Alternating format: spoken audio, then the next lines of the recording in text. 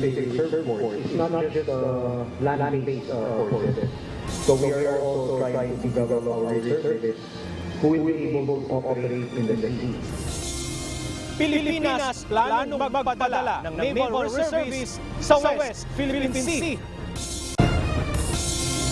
Wala naman pong kilalaman yun. But it's always good to be prepared for any eventualities. And, we keep training our personnel. Paggamit ng water cannon sa interagency exercise kanina, walang kinalaman sa pinakahuling insidente sa West Philippine Sea. So far, wala pa tayong approved new deployment except yung mga babalik. Yung babalik at saka sinucertify natin.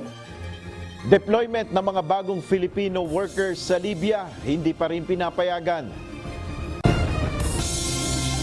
The suspension applies to all reclamation projects in Manila Bay. Mga lokal na pamahalaan na nakasasakop sa Manila Bay Reclamation Areas, susunod sa utos na ipatigil ang mga proyekto dito. Yung ginawa nating importation from May up to now is for buffer stocking siya. Just to ensure kasi na talagang if maubos yung local natin, may masosource pa tayo na fresh onion. Pag-aangkat ng halos 12,000 metriko tonelada ng sibuyas na bigyan na ng permit.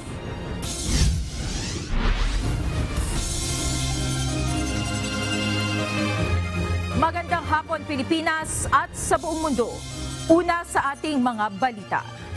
Desidido ang ilang transport groups sa ituloy ang hirit na 2 pisong dagdag pasahe kahit pa nakatakda ng mamahagi ng fuel subsidy ang pamahalaan sa mga PUV driver at operator sa katapusan ng Agosto. Giit ng mga ito, kahit pa magbigay ng fuel subsidy ang gobyerno, hindi pa rin ito sasapat upang tugunan ang mawawala nilang kita kung patuloy na tataas ang presyo ng langis. Ito ang balita ni JP Nunez. Dito sa pinirma naming 4 dito ay humihingi kami ng dagdag dahilan nga po sa hindi na namin kaya. Formal nang naghain kanina ng request letter ang 4 na transport group upang hilingin sa Land Transportation Franchising and Regulatory Board o LTFRB na ipatupad ang Memorandum Circular 2019-035 o kung saan nakapaloob ang automatic fare adjustment. Giit ng mga ito na papanahon na upang payagan ang otomatikong implementasyon ng adjustment sa pamasahe, lalo pa ngayon na mabilis na nagbabago ang presyo ng mga produktong petrolyo. Kasama sa mga naghain ng request ang LTAP o Liga ng mga Transportasyon at Operators sa Pilipinas, Piston, Stop and Go Transport Coalition Incorporated at FEDUDAP o Federation of Jeepney Operators and Drivers Association of the Philippines. Sa ilalim ng Memorandum Circular 2019-035 na pirmado ni dating LTFRB Chairman Martin Delgra, maaaring magpatupad ng dagdag o bawas sa pasahe ang LTFRB kahit hindi na magsagawa ng public hearing o special proceedings depende sa galaw ng presyo ng langis. Ito na po yung tinatawag natin na automatic fare adjustment formula, na pagka nagtaas ng ganitong kalaki ng fuel, kailangan magtaas din kami dahil nga mayroon na pong memorandum circular na aprobado na po ito ng LTFRB noong pang July 21, 2019. Base sa kalkulasyon ng mga transport group, dapat nang dagdagan ng 2 piso ang minimum na pasahe sa jeep dahil kung susumahin, aabot na sa halos 10 piso kada litro ang itinaas ng presyo ng diesel. Sa ngayon, 12 pesos ang minimum fare sa mga tradisyonal na jeep. Ayon sa mga transport group, kahit pa nakatakda ng ipamahagi ng gobyerno ang fuel subsidy sa katapusan ng Agosto, desidido pa rin silang ituloy ang hiling na dagdag pasahe. Paliwanag ni Stop and Go Coalition National President Saldi Ping-ay, kulang ang 6,500 pesos na fuel subsidy na ibibigay ng gobyerno. Hindi sasapat kasi kung yung dati na 6.5 na fuel subsidy, isang araw lang po yun. Ito kasing pagtataas ng diesel, continuous na tumataas. Isang beses lang naman yung bigayan ng fuel subsidy, hindi naman buwan-buwan o araw-araw. Ayon sa mga transport group, nakausap na nila si LTFRB Chairman Chofi Loguadis III at siya mismo ang nagsabi na formal na isumite ang request letter sa kanilang opisina. Pero dahil ibang administrasyon ang nakapirma sa sirkular, kinakailangan pa itong pag-aralan ng LTFRB para maipatupad ang automatic fare adjustment. JP Nunez, UNTV, News and Rescue. Diyos ang aming sandigan, serbisyo publiko ang aming pinahahalagahan. Umaangkat na ng puting sibuyas ang bansa simula pa noong buwan ng Mayo. Ayon sa Bureau of Plant Industry, magpaparating din sila ng mga pulang sibuyas kung kakailanganin. Ito ang balita ni Ray Pelayo. Yung ginawa nating importation from May up to now is for buffer stocking siya. Just to ensure kasi na talagang maubos yung local natin, may masosource pa tayo na fresh onion. Mahigit sa 11,800 metric tons ng fresh yellow onion o puting sibuyas ang nabigyan na ng import clearance simula Mayo ngayong taon. Base sa datos ng Bureau of Plant Industry o BPI, mahigit sa 4,300 metric tons na ang dumating sa bansa. Sa pamamagitan ng pag-aangkat ng sibuyas, matitiyak na hindi napapalo uli ang presyo nito sa 600 hanggang 700 pesos kada kilo. Base sa price monitoring ng DA, nasa 170 pesos ang presyo ng lokal na puting sibuyas habang 160 ang imported. Kampante ang vendor na si Rufo Mendoza na hindi na mauulit ang sobrang pagtaas ng presyo ng sibuyas dahil may dumarating ng mga imported. Baka hindi na mangyari yung tulad ng taon na 600 per kilo. Siguro, pinakamataas na mag-200, baka hindi pa abutin. Pinaplano rin ng BPI na payagan din ang pag-aangkat ng pulang sibuyas. Kung mag-iimbak-an niya ng para sa 2 buwan, ay mangangailangan pa ng 34,000 metric tons ng imported red onion. Sa ngayon ay tinitingnan ng BPI ang inventaryo ng pulang sibuyas. Agad sila magbibigay ng import permit kung pababa na ito. So if makita kasi natin na hindi enough yung supply until the next harvest, so we do importations para po ma-complement or mapunuan yung pagkukulang natin hanggang dun sa susunod na harvest season ng ating onion. Tiniyak naman ng BPI na mayroon pa rin sapat na supply ng sibuyas sa bansa hanggang sa panahon ng anihan. Ray Pelayo, UNTV News and Rescue. Diyos ang aming sandigan, serbisyo publiko ang aming pinahahalagahan. Patuloy sa pakikipag-usap ang Department of Agriculture sa Vietnam at India upang makapag-angkat ng bigas. Sa isang pahayag, sinabi ni Agriculture Undersecretary Domingo Panganiban na may direktiba si Pangulong Ferdinand Marcos Jr. na buksan ang pakikipag-usap sa Vietnam dahil sa mas mababang presyo ng bigas. Ayon pa kay Undersecretary Panganiban, makikipag-usap din sila sa gobyerno ng India upang mapayagang makapag-import ng bigas dahil sa humanitarian grounds. Magbibigay daan ito upang makakuha ng mas magandang terms ang bansa para sa dagdag na 300 hanggang 500,000 metric tons ng rice importation ngayong taon. Umaasa ang DA na sa oras na maisakatuparan ng planong ito, mas bababa ang presyo ng bigas sa merkado. Sa ibang balita, gumamit ng water cannon ng Philippine Coast Guard sa isinagawang interagency exercise kaninang umaga para patayin ang sunog sa isang barko. Ayon naman sa National Coast Watch Center o NCWC na pinangungunahan ng PCG, walang kinalaman ang naturang pagkasanay sa pinakahuling insidente sa Ayungin Shoal. Ito ang balita ni Dante Amento. This exercise was conceptualized several months ago. Wala pa yung incident sa WPS. Ilang araw matapos bombahin ng water cannon ng Chinese Coast Guard ang mga barko ng Philippine Coast Guard o PCG sa Ayungin Shoal, isang interagency exercise na tinawag na Alalayan ang isinagawa sa Manila Bay sa pangunguna ng National Coast Watch Center o NCWC na isang interagency sa ilalim ng Office of the President. Sa simulation, nakuha ng Philippine authorities ang dayuhang barko na may dalang puslit ng mga illegal na droga at illegal goods.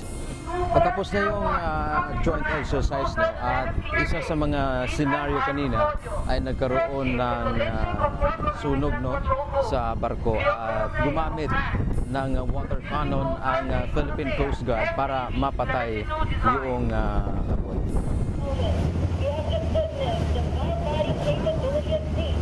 Ngunit paglilinaw ng NCWC na wala itong kinalaman sa insidente sa West Philippine Sea dahil matagal nang nakaplano ang aktibidad.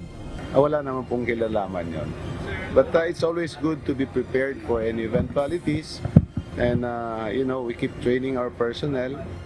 Ayon kay Coast Guard Vice Admiral Roy Echeverria, Director ng National Coast Watch Center, kadalasang ginagamit ang water cannon para lang talaga sa insidente tulad ng sunog sa karagatan.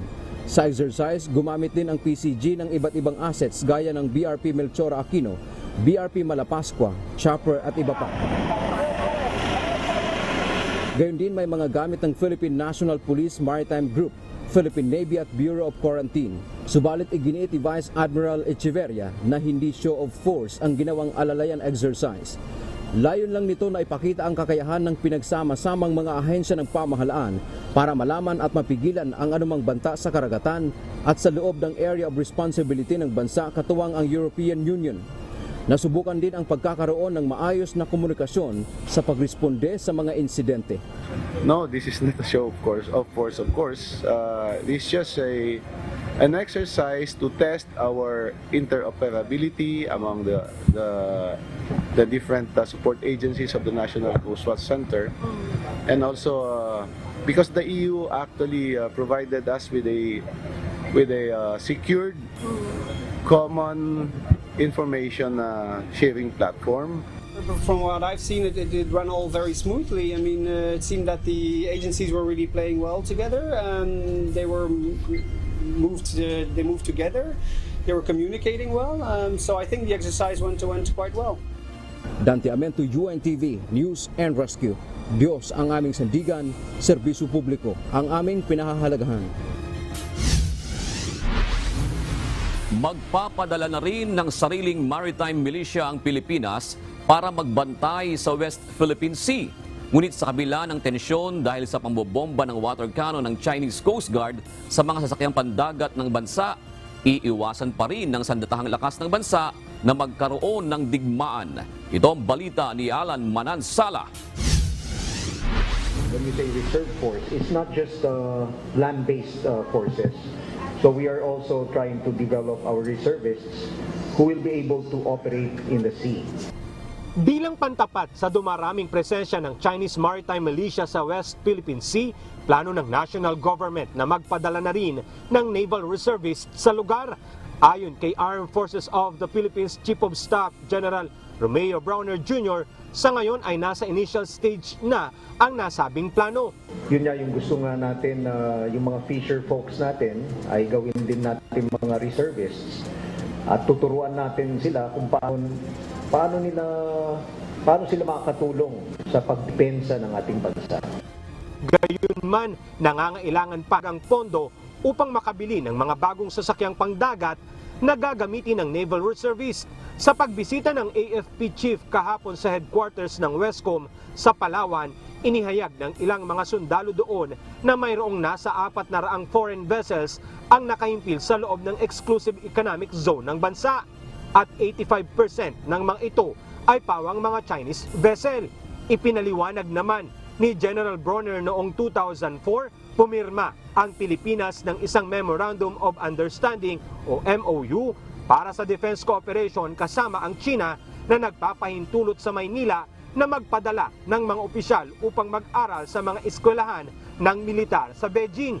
Bagamat hindi pa malinaw kung kailan itinigil ang pagpapadala ng mga kadeteng Pinoy sa China.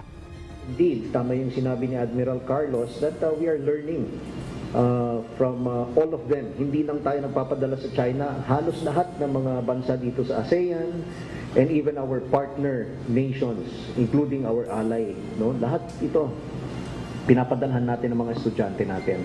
And let me just clarify, wala tayong pinapadala na kadete sa China. No? Dagdag pa ni General Bronner, tanging sa Estados Unidos, Australia, Japan at South Korea nagpapadala ng officers at enlisted personnel. Sa kabila ng kasalukuyang tensyon sa pagitan ng China at Pilipinas dahil sa mga insidente sa West Philippine Sea, nakahanda pa rin sundin ng AFP ang Armed Force Mantra bilang bahagi ng kanilang sinumpang tungkulin. Kahit saan ka pumunta sa buong mundo, ang mantra ng mga armed forces is to prevent war. Sa susunod na linggo, nakatakdang magtungo si General Bronner sa Fiji para sa Chief of Defense Forces meeting. Nasa 20 bansa ang inaasahang dadalo, kabilang ang China. Dito mabibigyan ng pagkakataong ma-promote ang rules-based order mula sa mga bansang kabilang sa Indo-Pacific regions. Mabibigyan din ng pagkakataong mapag-usapan ng mga kaalyadong bansa ng Pilipinas ang Joint Operations Project. Alan Manansala, UNTV News and Rescue. Diyos ang aming sandigan, serbisyo publiko ang aming pinahalagahan. Ibinaba ng Department of Foreign Affairs sa Crisis Alert Level 3 mula sa Level 4 ang Libya. Ganun pa man, hindi pa rin pinapayagan ang bagong pagpapadala ng mga bagong manggagawa sa naturang bansa. Ito ang balita ni Nel Maribuhok. Remember, sa DFA, ang primary concern namin yung protection. Ang DMW sila in charge, among other things, ng deployment. So far, wala pa tayong approved new deployment except yung mga babalik. Yung babalik at saka sinucertify natin. Mahigpit pa rin ipinagbabawal ng Department of Foreign Affairs ang pagpapadala ng mga bagong manggagawa sa Libya. Ayon kay DFA Undersecretary for Migrant Workers Affairs Eduardo De Vega, hindi pa nila maaaring tuluyang ibaba ang alert level sa Libya dahil pa rin sa political situation doon. Bakit alert level 3? Bakit natin hindi ibaba pa? Kasi hindi pa completely settled yung political situation. Kasi may dalawang factions pa. Sa ilalim ng Crisis Alert Level 3, magpapatupad na lamang ng voluntary repatriation kumpara sa mandatory o sa pilitang paglilikas sa mga manggagawa sa ilalim naman ng Alert Level 4. Paliwanag ng DFA, nakakakita na sila ng posibilidad na makabalik na sa normal ang sitwasyon sa Libya. Wala na ho tayong nakikitang yung malakihang barilan. Maliliit na lang ito na skirmishes. Ito kasi ang nangyari dahil yung mga militias themselves na noon nag-aaway-away, halos sila na rin ang nagiging gobyerno ngayon. So, in a way, parang lumiliit na ang number ng ating mga bakbakan at nagiging sila na ang gobyerno doon. Ngayon, nag-improve na yung situation. Hindi pa completely settled, pero umpisa na to ng pagre-relax. Parang hopefully in the future makakabalik tayo sa normal, no? Ang mga nandoon na nagtrabaho, kung may certification yung embassy, makakabalik pa rin, pero wala tayong bagong deployment. Ayon pa kay Yusek De Vega, usapin na lamang sa paggawa ang tinatalakay ng DFA sa gobyerno ng Libya. Ang issue lang na gusto nila ayusin, yung hindi yung perception of safety, pero mga labor issues, kunyari mga salaries, kung unpaid salaries or end of service benefits. Sa datos ng DFA, nasa 2,300 ang mga Pilipinong nasa Libya na ang karamihan ay nagtatrabaho sa medical field o oil at gas field. Nel Maribuhok, UNTV News and Rescue. Diyos ang aming sandigan, serbisyo publiko ang aming pinahalagahan. Nakauwi na sa bansa ang nanay ng binatang pinagbabaril at napatay ng mga pulis sa isang kaso ng mistaken identity sa Navotas City. Nagbigay naman ng tulong pinansyal sa pamilya ni Jemboy Baltasar ang Department of Migrant Workers. Ito ang balita ni Bernadette Pinoy, live. Bernadette, ano ngayon ang sentimiento ng nanay at pamilya ni Jemboy? June, hustisya nga ang hiling nito ni Nanay Rodelisa dito sa pagkamatay ng kanyang anak at ayon naman sa kanyang mga kamag-anak ay hindi sila magpapaareglo at desidido silang magsampa ng kaso laban sa mga pulis na sangkot sa insidente. 10:35 AM nang dumating sa NAIA Terminal 1 kaninang umaga si Rodelisa Baltasar, ina ni Jemboy Baltasar, na binaril at pinatay ng mga pulis nitong August 2 Ngunit kinalaunan nga ay naiulat na mistaken identity ang pagpatay sa binatilyo. Pagkagaling sa NAIA ay pumunta na ito sa kanilang bahay sa Navotas City at emosyonal nga nitong nakita ang labi ng kanyang nag-iisang anak na lalaki. Pues at tingin nila sa anak ko, ano lang po, pusa o aso na binaril lang nila, pinabayaan lang nila doon. Tao po yung anak ko, kasi 17 years old lang po yun, minor de edad.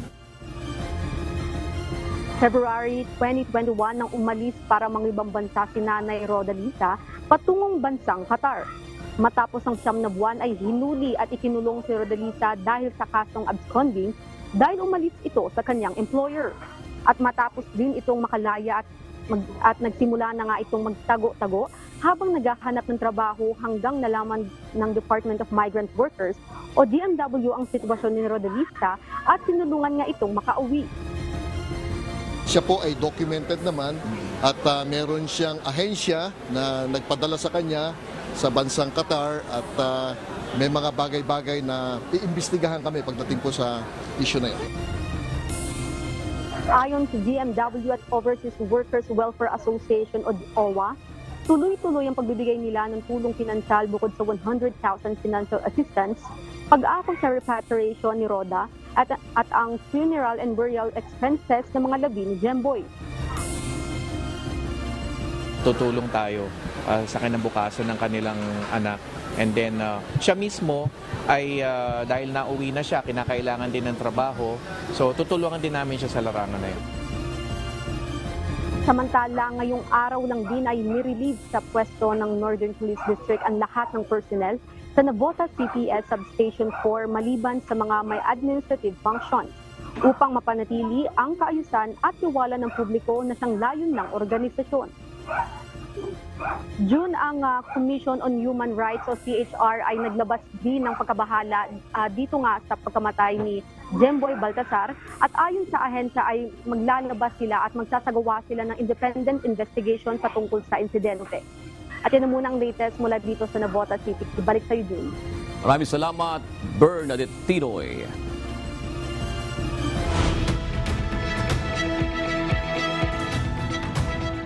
Umabot na sa 53 ang bilang ng mga nasawi dahil sa wildfire sa Hawaii. Ito na ang may tuturing na deadliest disaster sa kasaysayan ng American state. Ito ang balita ni Region Bolivar. It's extraordinary. It is tragically gone. We know that many people are suffering. The fatality numbers will climb somewhat today. Umabot na sa 53 ang death toll sa wildfire sa Hawaii. Pinangangambahang tumaas pa ang bilang na ito. Tinawag ito ni Governor Josh Green na pinakamalaking natural disaster sa kasaysayan ng estado. 80% ng tourist town ng Lahaina na nasa kanlurang bahagi ng Maui ang natupok ng apoy. 1,700 mga gusali ang naabo. May mga napilitang lumangoy sa dagat sa loob ng ilang oras dahil sa takot na maabutan ng apoy. 3 malalaking sunog ang patuloy na nananalasa sa Maui Island. Samantalang 80% naman ng Lahaina fire ang kontrolado na ng mga bumbero. Mahigit sa 14,000 turista ang inilikas mula sa Maui County at 11,000 residente ang nananatiling walang supply ng kuryente. Samantala, naglabas na ng isang major disaster declaration si President Joe Biden para sa Maui County, Hawaii. Makakatulong ito sa pamamagitan ng pondong ilalaan para sa recovery ng Hawaiian Island. Region Bolivar, UNTV News and Rescue. Diyos ang aming sandigan. Serbisyo publiko ang aming pinahahalagahan. Mahigit 4,000 tao ang kinailangang ilikas mula sa kanilang mga bahay dahil sa matinding pagbaha sa Norway. Malakas na bugso ng hangin, matitinding pag-ulan at pagguho ng lupa ang naranasan sa Nordic region ngayong linggo. Dahilan upang mawalan ng supply ng kuryente at mahinto ang operasyon ng public transport. Babala naman ng Research Director sa Oslo-based Center for International Climate Research, mas magiging madalas ang extreme weather events gaya ng malakas na ulan dahil sa abnormal na pag-init ng daigdig. Magpupulong ang United Nations Security Council kaugnay ng mga pag-abuso sa karapatang pantao sa North Korea sa susunod na linggo. Kasunod ito ng request ng Estados Unidos, Albania at Japan na inaasahang makapagpapagalit sa Pyongyang. Ito naman ang kauna-unahang formal na public meeting ng 15-member council kaugnay ng issue simula 2017. Paulit-ulit na itinanggi ng North Korea ang mga akusasyon ng human rights abuses at isinisisi sa sanctions ang matinding humanitarian situation sa bansa. Magpapatupad ng crowd control ang Japan sa Mount Fuji ngayong weekend. Sa gitna ito ng inaasahang pagdagsa ng mga tao sa iconic mountain ng bansa. Ito ang balita ni Azel Kaisip. Naghahanda na ang Japanese authorities sa ipatutupad na crowd control measures sa Mount Fuji para sa holiday rush ngayong weekend. Ito ang kauna-unahang pagkakataong ipatutupad ang ganitong measures.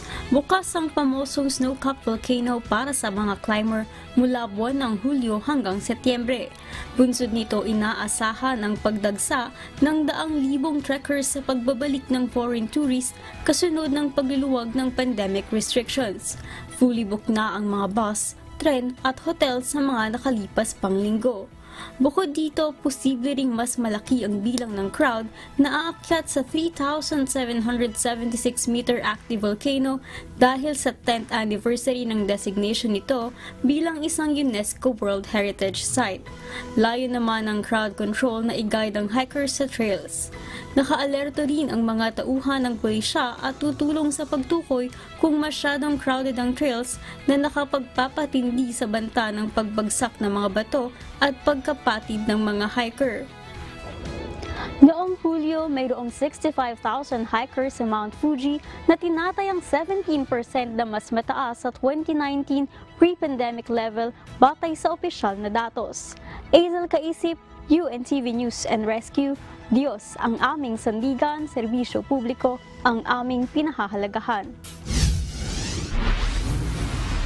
Itinalaga ni Health Secretary Teodoro Herbosa bilang bagong Special Advisor for Non-Communicable Diseases ng Department of Health si Dr. Anthony Tony Liachon.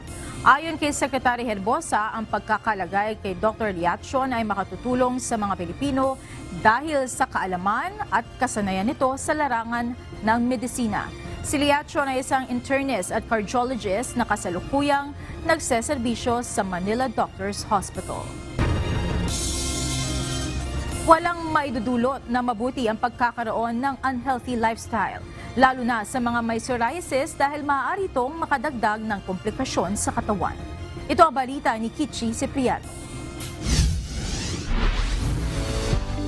Hindi dapat ipinagsasawalang bahala ang psoriasis dahil kapag napabayaan ito ay maaaring maapektuhan ang iba't ibang organ ng katawan mula ulo hanggang paa. So there are a lot actually from head to toe. So of course there's the mental health aspect of it. Many of our patients with psoriasis, they tend to suffer from anxiety, depression. We've had reports of patients na nagkakaroon ng thoughts of committing suicide, which is really bad. And then it can also affect the eyes, yung tinatawag na uveitis. So some patients with psoriasis can have that as a complication. We also have inflammatory bowel disease, which is also an autoimmune condition. And then, of course, arthritis, which affects the joints, causing deformities. Patients can also have higher risk of having cardiovascular disease, liver and kidney problems, hypertension, diabetes. So, maraming pwedeng maapektuhan. Para maiwasan ang iba't ibang komplikasyon sa katawan, kailangan mapanatili ang pagkakaroon ng maayos na kalusugan. What I usually say is because it's been shown that that psoriasis is associated with all these metabolic conditions like hypertension, cardiovascular disease, just maintaining a well-balanced diet just to maintain an overall good health is enough to keep your psoriasis at bay. Alamin ang iba pang dahilan kung ano-ano ang sanhi at epekto ng psoriasis sa katawan. Manood ng Doctors on TV ngayong linggo, alas 7 ng umaga. Dito lang sa UNTV.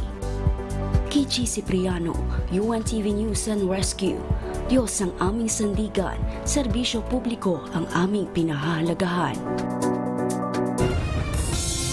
Nalusaw na ang low pressure area sa Philippine Area of Responsibility. Alamin natin ang latest sa ating panahon mula kay Ray Pelayo na nasa UNTV Weather Center. Ray, kumusta ba ang ating weather this weekend?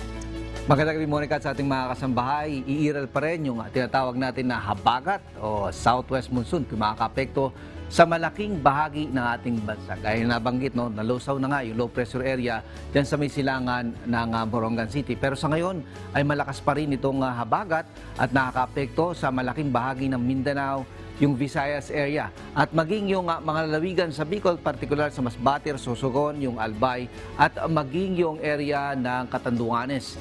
Yung area din ng Batanes ay makakaranas din yan ng mga kalat-kalat na mga pag-ulan, kasama na rin yung northern portion ng Palawan. Yung Metro Manila at nalabing pabahagi pa ng Luzon ay makakaranas naman tayo ng maliwalas sa panahon. Posible tayong makapagdala ng matataas na mga temperatura. Kanina ay umabot na halos sa 34 degrees Celsius ang temperatura dito sa Metro Manila. Sa ibang mga lugar, mas mataas, umabot sa 36 dyan sa may area ng Tuguegarao, sa may area naman ng Cagayan. At iba pang lugar sa Bicol, matataas din po ang mga naitatalang temperatura. Ayon sa Pag-asa, sa ngayon wala tayong binabantayan na panibagong sama ng panahon sa palibot ng Philippine Area of Responsibility. Tomorrow hanggang sa linggo, inaasahan din natin na magkakaroon tayo ng epekto pa rin ng habagat sa malaking bahagi ng Visayas and Mindanao. But then yung Luzon, mananatili po tayo na magkakaroon ng maliwalas sa panahon pero may posibilidad ng pagkakaroon ng mga thunderstorms. Monica?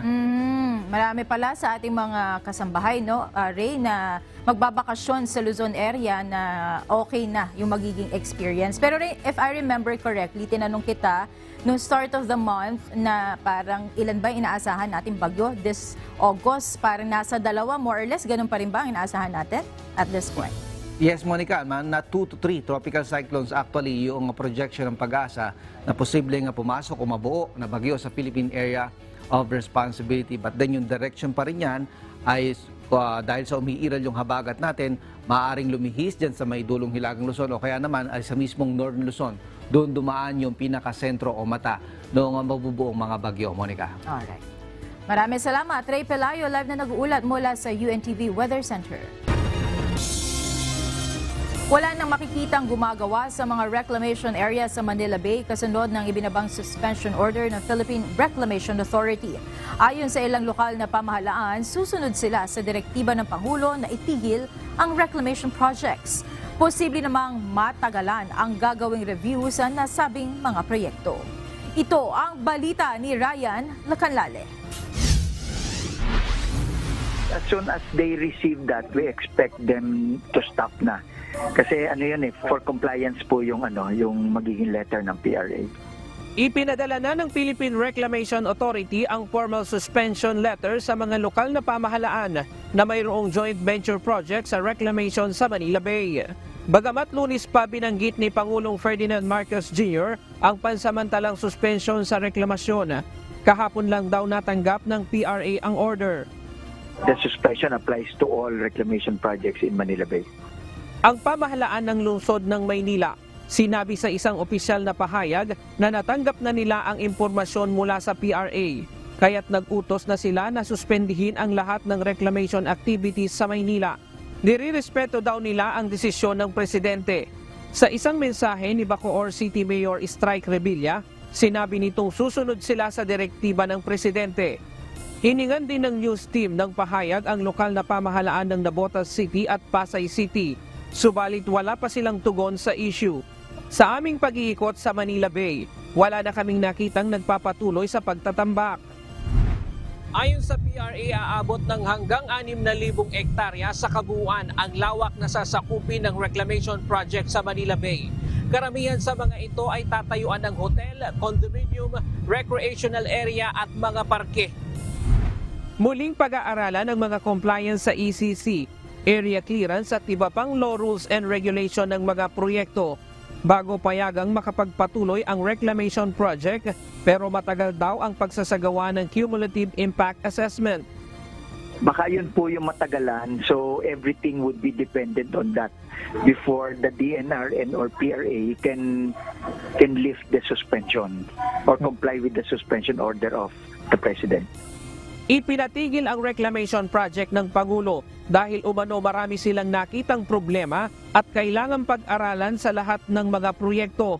Sinasabing ang reclamation sa Manila Bay ang isa sa naging dahilan kaya nalubog sa baha ang maraming lugar sa Central Luzon nitong nakalipas na mga pag-ulan dulot ng bagyo at habagat. Ryan Lacanlale, UNTV News and Rescue. Diyos ang aming sandigan, serbisyo publiko ang aming pinahahalagahan. Nanguna sa preferential survey ng Octa Research Group para sa 2025 senatorial race ang mga dati at kasalukuyang mambabatas at kandidato. Tingin ng isang campaign strategist, malakas pa rin ang hatak ng pangalang Duterte o ang tinaguriang DDS Magic. Ito ang balita ni Harleen Delgado. The only one defeat or challenge a Marcos would either be a Duterte or, believe it or not, a Tulfo. So those are the only three names that are for key leadership positions. Ilang matutunog na pangalan ang nanaig sa pinakabagong Octa Research Survey para sa senatorial preferences sa 2025 midterm elections. Ayon kay Octa Research Fellow Dr. Guido David, isinagawa ang survey mula July 22 to 26, 2023 sa 1,200 respondents sa buong bansa, kung saan pinapili ang mga ito kung sino ang kanilang posibleng iboto mula sa listahan ng mga pangalan na maaaring tumakbo sa May 2025 sakaling ngayon gaganapin ang eleksyon. Nanguna si ACT-CIS Party List Representative at dating DSWD Secretary Erwin Tulfo habang sinundan siya ni Senator Christopher Bongo. Pasok din sa listahan ang mga dating senador na sina dating Senate President Tito Soto, Manny Pacquiao, Ping Lacson, Gringo Honasan at Kiko Pangilinan. Ganoon din ang mga kasalukuyang senador na sina Senators Ronald Bato de la Rosa, Amy Marcos, Pia Cayetano, Bong Revilla, Lito Lapid at Francis Tolentino. Kasama rin ang mga komandidato sa 2022 national elections na sina dating Manila Mayor Isko Moreno, Doc Willie Ong at dating Vice President Lenny Robredo, habang sina dating Vice President at ngayon broadcaster na si Noli De Castro at TV personality Willie Revillame pasok din sa listahan. Para sa campaign strategist na si Alan Herman, hindi na bago ang mga pangalang nakasama sa listahan dahil sa name recall o yung tumatak na at madaling maalala ng publiko. Kapansin-pansin din anya na karamihan kaalyado ni dating Pangulong Rodrigo Duterte. Many are aligned with former President Rodrigo Duterte because the DDS Magic, the pull, yung tinatawag nating gravitational pull ng Duterte name, napakalakas pa rin, ano? Tingin pa ni Herman, marami umanong pagkakapareha ang branding ng mga Tulfo kay dating Pangulong Duterte na tila hinahanap ng tao. Nag-resonate sa tao, change is coming. And he was a rogue, a rebel, very much aligned to the Tulfo brand. Dahil yung Tulfo brand, di ba, walang pakialam, di ba? Tinatawagan yung mga cabinet secretary, pinagbumura sa programa nila. Takot ang tao sa Tulfo. In the same way, during that time, there was that healthy fear and respect, more of fear siguro, for the Duterte brand of leadership and justice. Pero paglilinaw ni Herman, masyado pang maaga at maaaring may lumabas pang mga issue sa mga kandidato. Umaasa ang campaign strategist na hindi na lamang sa popularidad ang magiging basehan ng pagboto sa bansa. Gusto natin, idol! Yung pag nakita mo yung kandidato, nagwawala ka, tumitili ka, nagsiselfie ka, hinahanapan mo yung ano. So may seasonality lang yan eh. So baka bumalik yung panahon wherein our Senate will be filled with, statesmen who are orators na nagdedebate, nakapis ng in their finest, diba? Nakabarong Tagalog na ano. Maybe that will come back, we don't know. But as of right now, it's gut candidates for the next foreseeable couple of elections. Paalala ni Herman sa mga nais kumandidato, dapat puntahan at pakinggan ang mga botante. Habang payo naman ito sa mga botante, pahalagahan ang bawat boto para na rin sa susunod na henerasyon. Ang boto natin sagrado. Let's not forget that ang iboboto mong kandidato, tignan mo sila. Tanong mo sarili mo, kung yung anak ko lumaki at naging itong kandidato na to, would I be proud? Magiging masaya ba ako kung yan yung kinalabasan ng anak ko? If the answer is overwhelmingly yes, then by all means, vote for that person. Harleen Delgado, UNTV News and Rescue. Diyos ang aming sandigan, serbisyo publiko ang aming pinahahalagahan.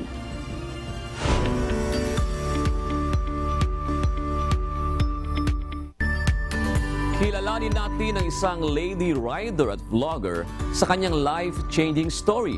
at ang kanyang MV Agusta Super Veloce 800 na tampok ngayong linggo sa Manibela. Ito ang balita ni Brian Evangelista.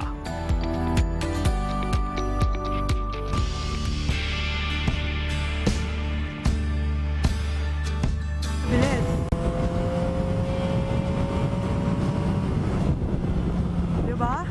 Ang sarap. Isa sa mga most anticipated rider sa motovlogging industry at hinahanga ang lady rider pagdating sa pagmamaneho ng mga motorsiklo, mapa-scooter man o big bikes. As a lady rider, maraming nagugulat na bakit daw nadadrive ko to or paano ko to nadadrive. So ang masasabi ko lang, unang-una, number one is lakas ng loob. Siya si Miss Teki, ang guest rider ni Kuya Daniel Razon ngayong linggo sa Manibela. Kuya, mga kamanibela, bakit ba ito ay sobrang special na i-feature natin to today? Alam nyo kasi, ito yung mga motor na hindi nyo basta-basta nakikita sa kalsada. Pero bukod sa abangan nating test ride at review ni Miss Teki sa MV Agusta Super Veloce 800, higit natin siyang kilalanin pa sa kanyang life-changing story. Nung medyo tinapik tayo ni Lord, kinuha si Airpat ng biglaan, sobrang biglaan. Nagulat na lang ako na, bakit ganun? Sabi ko pa sa sarili ko na, ang bait-bait ko naman, wala namang ginagawang mali. Bakit kinuha yung tatay ko? Sorry, nag-isa kasi kong babae, puro kami lalaki, tapos tatay's girl talaga ako. Dahil sa major turning point sa buhay ng ating lady rider, hindi niya inakala na ang pagmumotor na dating libangan niya lang ay magdadala pala sa kanya ng bagong pag-asa. Huwag palalagpasin ngayong linggo sa Manibela. Mapapanood sa UNTV 8:30 AM at live streaming sa UNTV News and Rescue Facebook page at Manibela Facebook page and YouTube account. Brian Evangelista, UNTV News and Rescue. Diyos ang aming sandigan, serbisyo publiko ang aming pinahalagahan.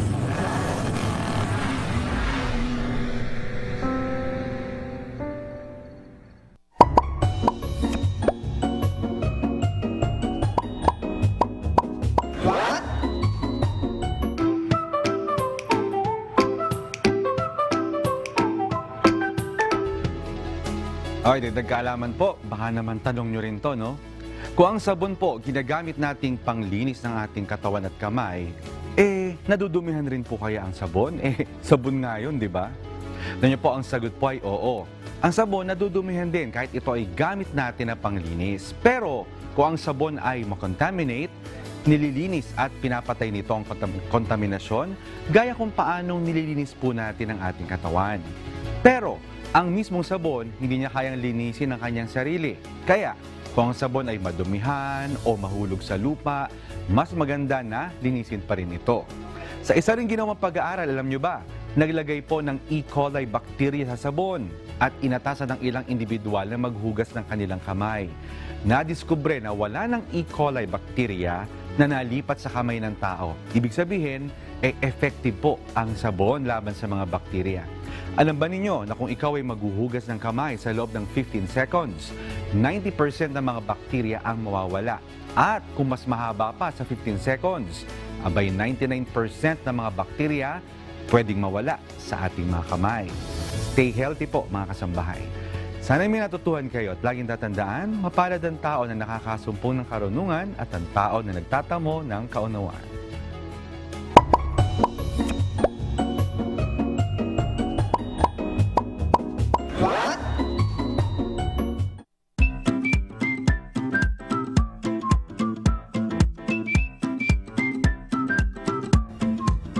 Na-miss natin si Mon, lagi kasi umaalis eh.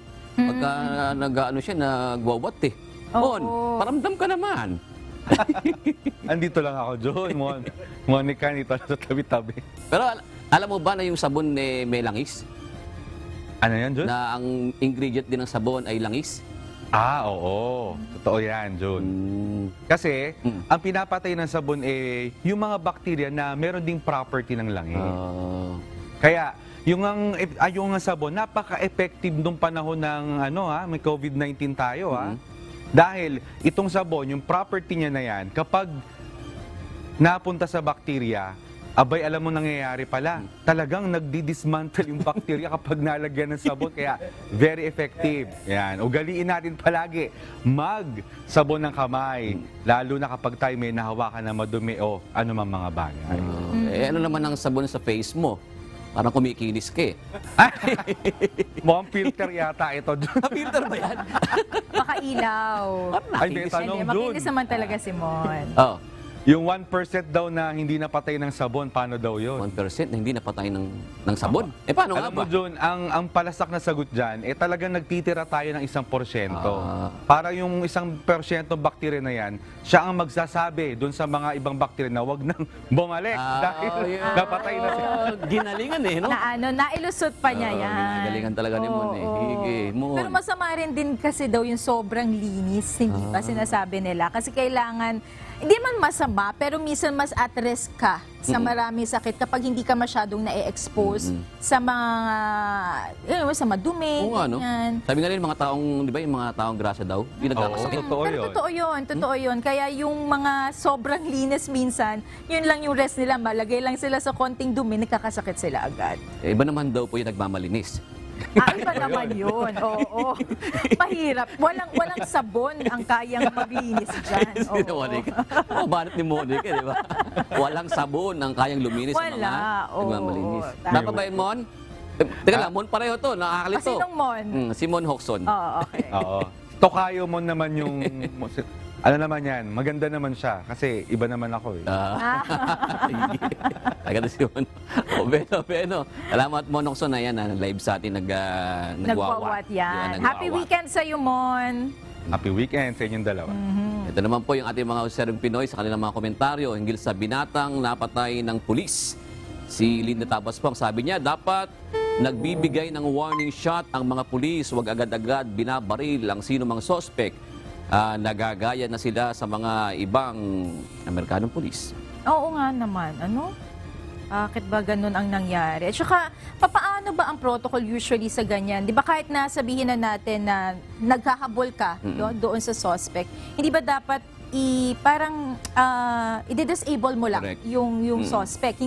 Hindi ang intention ay mapatay ang suspect, pero ma-disable lang. Kasi nakakalungkot talaga yung nangyari. No? Mistaken identity, napakabata pa nung naging biktima. Sabi naman po ni Sonito Vargas Channel, nakakabahala na ang human rights abuses sa ginagawa ng mga pulis ngayon. Nakakatakot na sila. Dapat magprotekta sa atin, pero iba ang nangyayari.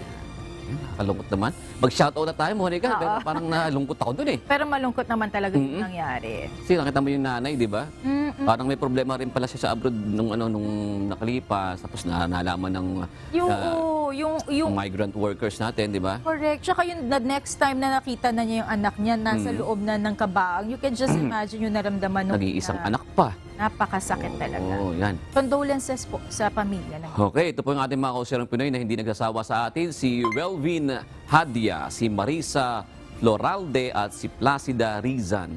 Ayan, maraming salamat din po kay Larry Lampidario, Junski TV channel at kay Nelson Mortiel. Happy weekend po sa ating mga kasambahay. At narito naman po ang salita ng Diyos na ating sandigan mula sa aklat ng Filipos 4:13 na nagsasabi, lahat ng mga bagay ay aking magagawa doon sa nagpapalakas sa akin.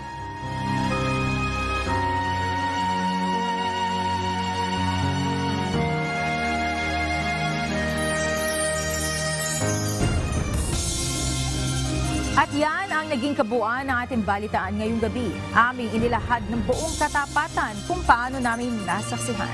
Kayo'y makapagtitiwala na ang aming nakita at narinig ang aming ibinabalita. At dito po sa UNTV, Diyos ang aming sandigan, serbisyo publiko ang aming pinahahalagahan. Magandang gabi po. Happy weekend.